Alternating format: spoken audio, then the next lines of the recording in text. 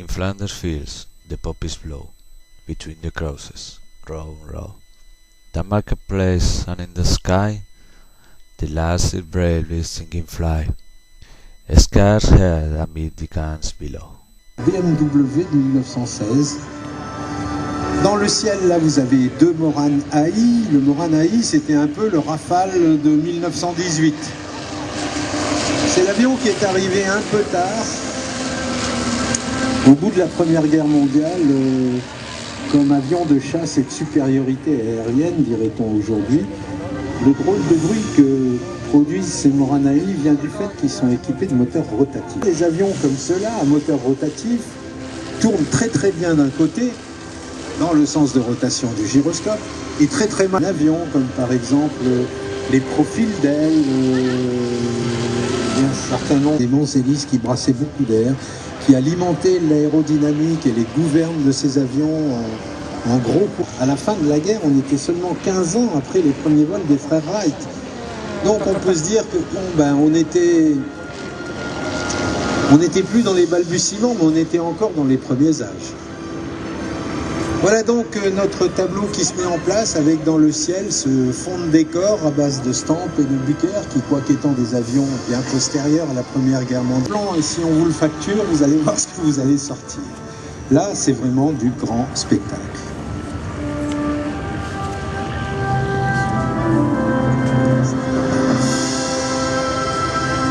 Et qui va nous présenter dans...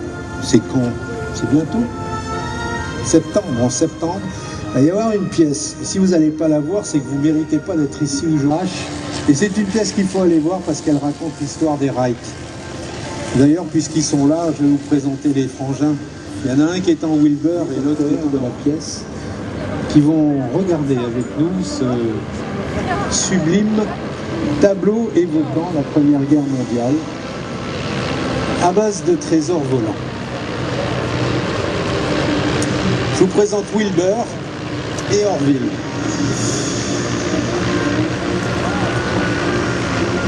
Si vous êtes à côté du podium, vous les verrez donc à partir du mois de septembre, tous les deux sur scène au théâtre. L'avion qui est décoré aux couleurs personnelles d'un des personnages les plus truculents et impressionnants. Il était tellement drogué d'aviation qu'il n'avait pas pu se rétablir dans une existence normale. Et donc Nagesser était devenu pilote de meeting aérien. Il était parti aux États-Unis, voler là-bas avec son Morane AI. Nagesser était un des plus grands pilotes de chasse de la Première Guerre mondiale. Et il va disparaître en essayant de réaliser la première traversée de l'Atlantique Nord. Sauf que certains disent le son de ce moteur, très grave, très sourd. Vous remarquerez que sur le vrai SE5, la mitrailleuse est située au-dessus de l'aile. Donc en combat aérien, le pilote doit quitter son siège, monter debout sur le siège pour aller se cramponner à la mitrailleuse. Avec quoi il pilote? Je sais plus, il a le manche à balai entre les pieds. Avec quoi il bouge le manche? Ah ouais, mais c'est là... Ils sont toilés, ils étaient de bois, et le bois était verni, et la toile, elle était enduite. Et par conséquent, ces machines... L'avion avait une patrouille de 3 SE5, le vrai en leader et les deux répliques. Vous voyez que les répliques, ma foi, on s'y tromperait presque. Vous voyez que pour le cinéma, on arrive à... Solo uno tiene la Lewis encima. Même si c'est à base d'avions... Solo uno lleva la Lewis. Voilà donc une patrouille du RFC, du Royal Flying Corps, telle qu'elle pouvait se présenter au-dessus des lignes du front de l'Est. Deux Fokker triplans. Un Fokker triplan qui est une réplique, on va dire, et un autre Fokker triplan qui est manteau 3/4 en cuir extrêmement mince. Ces mecs, en plus, étaient d'une élégance. Ils portaient des vêtements. Il y a un collectionneur qui a réussi à retrouver des tenues de vol des années 1914-1918. Et très franchement, minces, qui se froissaient comme de la soie et qui sortaient du grand faiseur. Alors, les Fokker triplans, c'est des drôles d'avions. Anthony Fokker était véritablement une bordille, il n'y a pas d'autre mot. Anthony Fokker était un fantastique homme d'affaires. Il était tout gamin quand il avait Fokker triplan. Anthony Fokker était donc un Hollandais qui adorait l'aviation, qui pilotait fort bien, qui n'était pas tellement ingénieur, mais qui était plutôt un réalisateur. Et il était parti en Allemagne ayant noté que les Allemands étaient un peu en retard. C'est déjà phénoménal d'arriver à les faire voler comme ça. Alors le triplan rouge et puis le triplan aux vraies couleurs qu'il portait en 1916 ou 17. Le jeune pilote allemand avec un charisme phénoménal, prussien, officier de cavalerie, avait donc... il faut qu'on bariole nos avions de couleurs qui nous fassent reconnaître. Et non seulement les avions étaient bariolés de couleurs, mais en plus ils portaient des rubans et des banderoles accrochées à leurs ailes.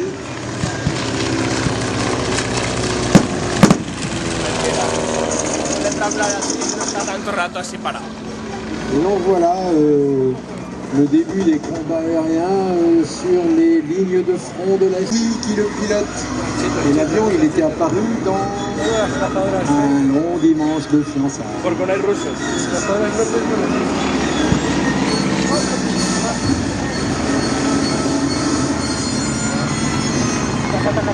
Et le SE5 qui tourne avec lui est apparu dans un autre film qui est La jeune fille et les loups.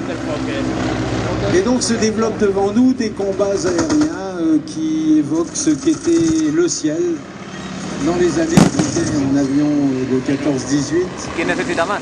Il y a le Berrichon, autrement dit Jacques Allaire, dans un des SE5.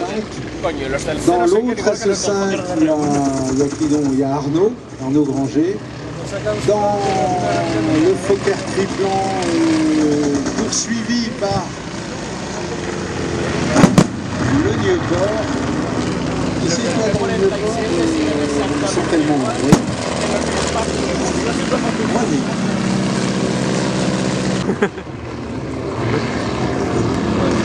Voilà donc à quoi pouvait ressembler le ciel, pas très loin d'ici finalement, si vous transposez dans l'espace. Vous regardez face à nous et vous faites 80 km et vous arrivez dans le décor géographique de ces batailles entre la frontière allemande et cette région qui est située un peu après Château-Thierry.